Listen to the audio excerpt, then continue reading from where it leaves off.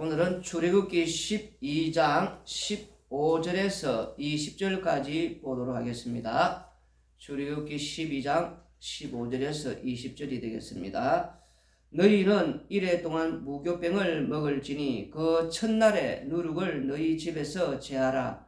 무릇 첫날부터 일곱째 날까지 유교병을 먹는 자는 이스라엘에서 끊어지리라. 너희에게 첫날에는 성회요 일곱째 날에도 성회가 되리니 너희는 이 두 날에는 아무 일도 하지 말고 각자의 먹을 것만 갖출 것이니라. 너희는 무교절을 지키라. 이 날에 내가 너희 군대를 애굽 땅에서 인도하여 내었음이니라. 그러므로 너희가 영원한 규례로 삼아 대대로 이 날을 지킬지니라. 첫째 달 그 달 19날 저녁부터 20일 일 저녁까지 너희는 무교병을 먹을 것이요 이래 동안은 누룩이 너희 집에서 발견되지 아니하도록 하라. 무릇 유교물을 먹는 자는 타국인이든지 본국에서 난 자든지를 막론하고 이스라엘 회중에서 끊어지리니 너희는 아무 유교물이든지 먹지 말고 너희 모든 유하는 곳에서 무교병을 먹을지니라. 아멘. 무교절에 대한 규례를 말씀하고 계십니다. 6월절 정을 1월 14일부터 시작하고 지내서 그 다음 7일 동안 무교절이라고 합니다. 첫날에도 거룩한 날이고 일곱째 날에도 거룩한 모임의 날이라고 합니다. 아무 일도 하지 말라고 하십니다. 안식일이라는 것입니다.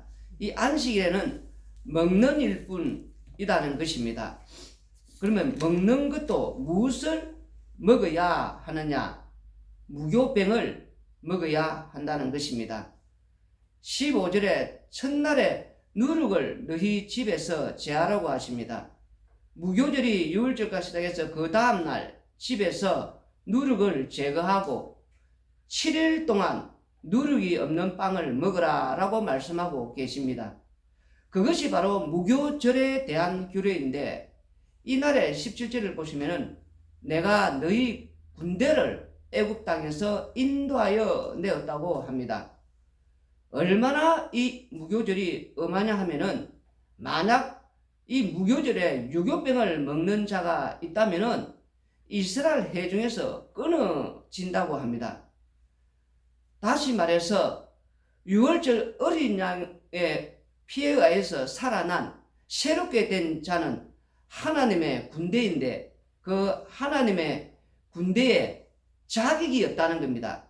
하나님의 아들로서 자격이 없다는 것입니다. 그러면서 무교절을 지켜야 한다면서 이 무교절을 지킨다는 것이 바로 하나님의 군대다운 모습이라는 것입니다.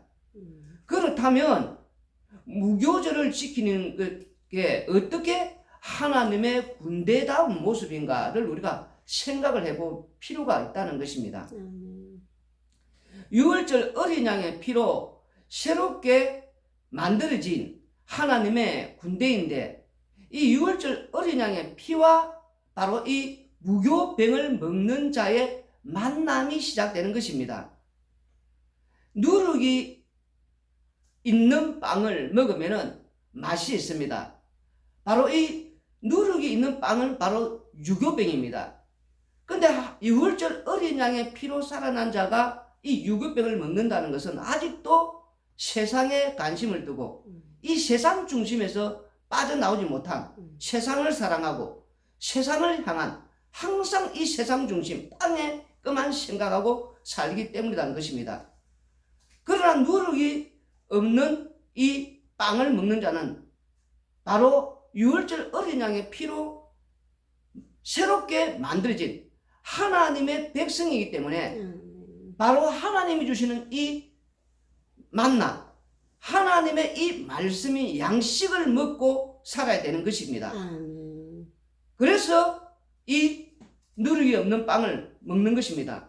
앞서서 여호와 하나님께서 애굽 가운데 내려가서 장자를 죽이시고 또한 가축의 처음 난 것들을 죽이시는 이유가 있었습니다.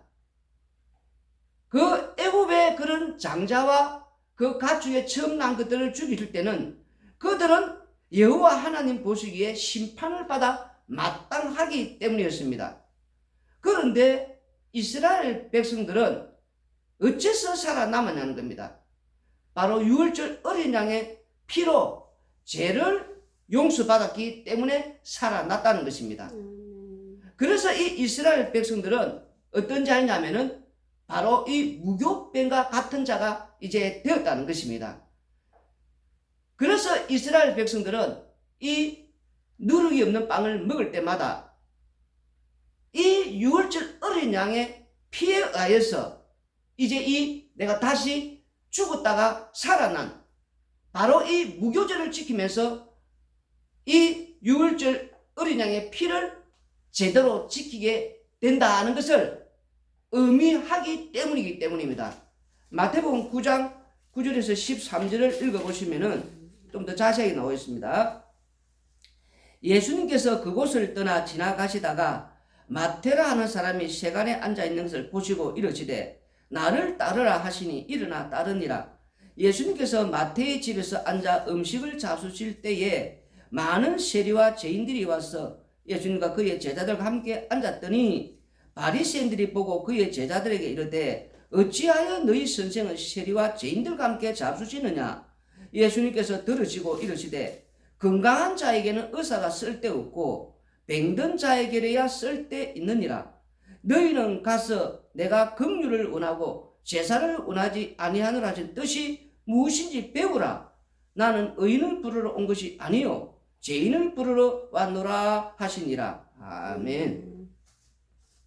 예수님께서 이 땅에 오신 목적은 의인을 부르러 온 것이 아니고 바로 죄인을 부르러 오셨다고 합니다. 죄인을 부르러 오셨다는 것은 예수님께서 십자가에 달려 죽으면 이 유월절 어린 양이 되기 위해 오셨다는 것입니다.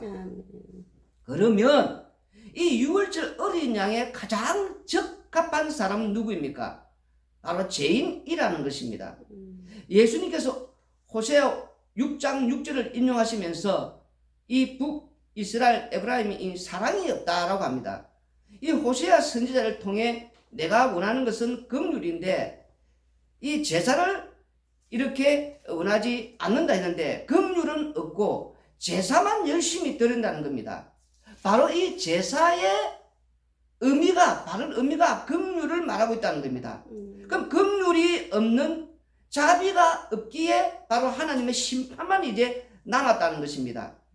사람들은 이 본문의 이 말씀을 이 호세아 선지자가 말씀할 때 하나님께서 바라시는 것은 자비다 이렇게 이제 설명을 하고 이렇게 해석하면 이게 바로 육의 해석이고 지옥 가는 해석이라는 겁니다.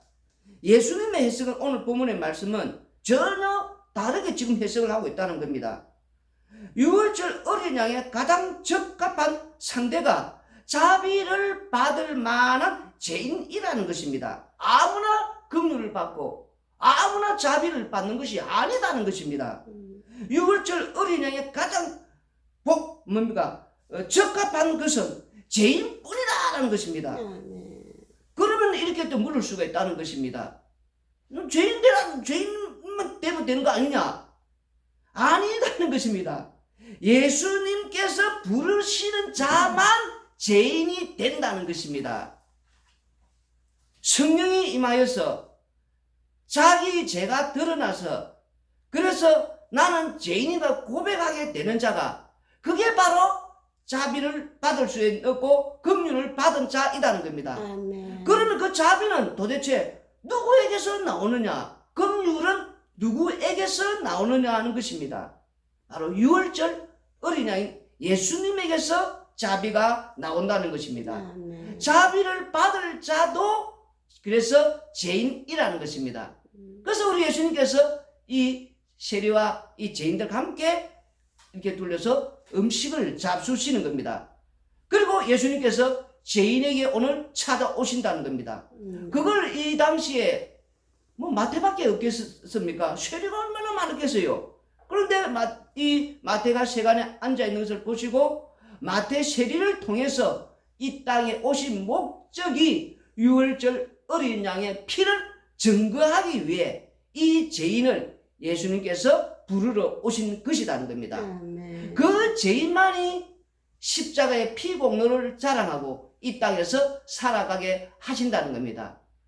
이 유월절 어린 양의 이 피를 알 수 있는 사람은 무교병이어야 되고 또 참 무교병인 자는 누룩이 없는 자라는 겁니다. 이 누룩이 없는 자 또 참 성도들은 무교병까지 살아야 되는데 어떻게 살아야 합니까? 우리는 날마다 하나님의 말씀을 상고하고 이 예수님의 살과 피를 먹는 것을 또한 십자가의 이 피 공로 유월절 어린 양의 피로 인해서 날마다 이스라엘 백성들이 무교절을 지키면서 내가 죽으면서 이 죄 아래서 살아났다. 그 은혜를 감사하는 마음으로 우리 역시 땅에서 이 십자가의 이 은혜로 날마다 살아가는 것을 알게 하는 것이 오늘 이 본문의 말씀이라는 겁니다. 그래서 우리도 아멘. 날마다 십자가만 자랑하며 살기를 바랍니다. 기도드리겠습니다.